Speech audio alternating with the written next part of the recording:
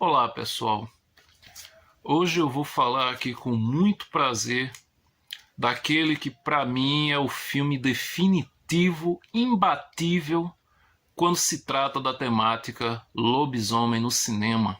É óbvio que eu estou falando de Um Lobisomem Americano em Londres, essa obra-prima aqui do John Landis, estrelada pelo David Naughton, Griffin Dunne e a Jane Agutter, a lindíssima Jane Agutter.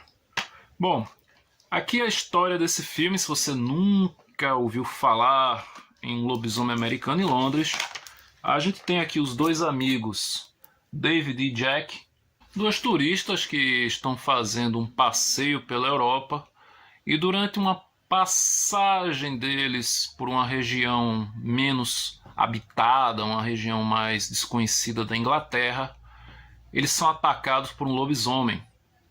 O Jack acaba morrendo nesse ataque, mas o David sobrevive. E aí o David sobrevive, e é claro que ele sobrevive agora com a maldição do lobisomem passada para ele. Um Lobisomem Americano em Londres é um mega clássico das tardes, das noites, das madrugadas do SBT. Filme que passou até a fita explodir. Filme maravilhoso, como eu falei. O filme definitivo da temática lobisomem no cinema. Essa edição aqui da Obras Primas é fantástica, né? Digna de um filmaço desse. E eu tive o meu primeiro contato com esse filme.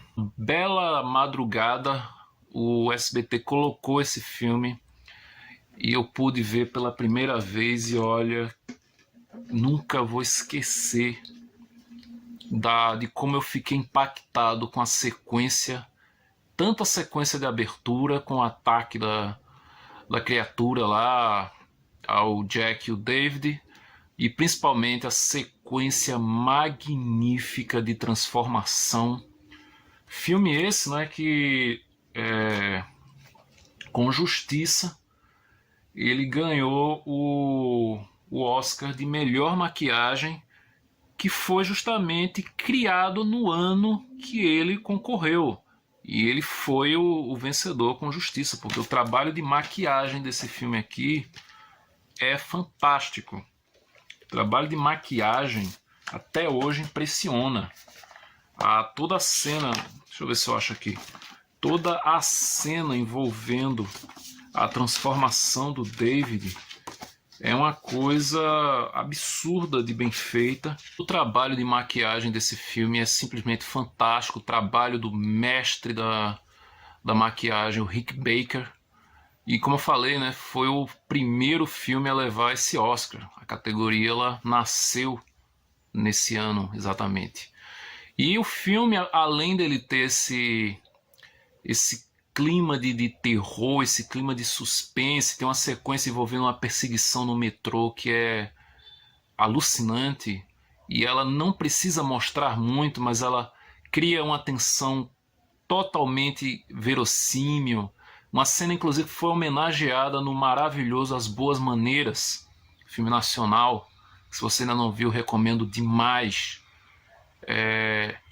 E ele também tem ótimos momentos de humor.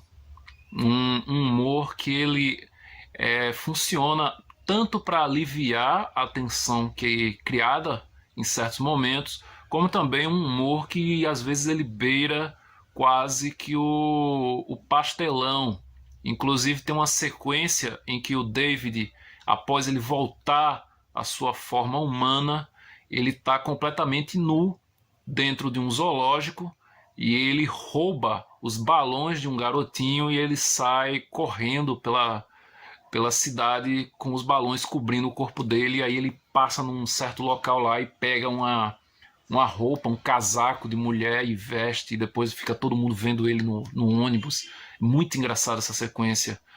E esse filme, eu tenho que falar uma coisa, que durante muitos anos eu acreditei que a trilha sonora desse filme é linda, né? Tem Blue Moon, o clássico do Bob Vinton, do The Marcells, em várias versões nesse filme. Tocam várias versões de Blue Moon, desde instrumental a mais agitadinha, rock and roll, a mais baladinha. Tem várias versões de Blue Moon nesse filme. E a trilha do Elmer Bernstein também é lindíssima, uma trilha às vezes soturna, às vezes romântica, às vezes melancólica, porque quando o David está no hospital, ele acaba iniciando uma relação com a enfermeira que cuidou dele, que é vivida pela Jane Agutter, né? E os dois passam a viver juntos. Só que na primeira noite em que ele se transforma, ele fica desesperado, ele fica completamente desnorteado depois, porque o Jack, o amigo dele que morreu, ele começa a visitá-lo, falar que o David é uma criatura, ele vai se transformar, ele vai matar pessoas e tal. E ele não dá muito ouvidos até que na noite de lua cheia ele se transforma, e é aquela cena que eu acabei de falar aqui. Eu vou tecer elogios até o dia em que eu não estiver mais aqui nessa terra, que é uma cena fantástica, fantástica. Mas engana-se se você está pensando que Um Lobisomem Americano em Londres é só essa cena. Eu vejo muita gente falando por aí que mas o Lobisomem Americano em Londres só tem a cena da transformação. Não, não só tem a cena da transformação. Não é isso. O Lobisomem Americano em Londres, ele consegue unir muito bem suspense, terror, romance, humor e drama. Porque todo o arco do David e da enfermeira, ao mesmo tempo em que tem esse ar romântico, tem uma carga dramática muito forte, principalmente a sequência final, que eu não vou dizer aqui exatamente para quem não viu esse filme, mas a sequência final ela é muito triste. Principalmente quando você nota um pequeno detalhe nessa sequência que muda todo o contexto dela. Muda todo o contexto do que poderia acontecer. Quem já viu esse filme e prestou atenção vai sacar exatamente o que é que eu estou falando. E como eu falei, né, a respeito da trilha sonora, quando Um Lobisomem Americano em Londres passava no SBT, o SBT sempre teve uma... Aliás, só o SBT não, mas várias emissoras nos anos 80 e 90, iníciozinho de 90, para ser mais exato, adoravam mudar trilhas dos filmes.